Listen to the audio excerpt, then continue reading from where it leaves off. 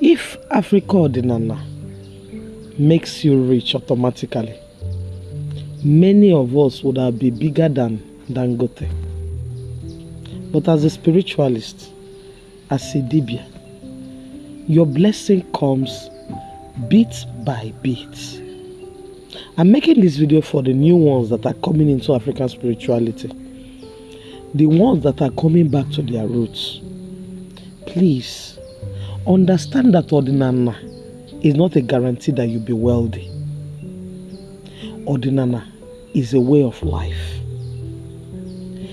It will only make you, what you do, your handwork, it will help it be progressive and you will be successful. What does that mean? That as an Ordinana adherent, you need to have your handwork, what you do for a living that will provide money, food on the table. Look, Ordinana is not occult. Ordinana is not a get quick money scheme. Ordinana is divine, is holy. Ordinana, African spirituality, is our own church.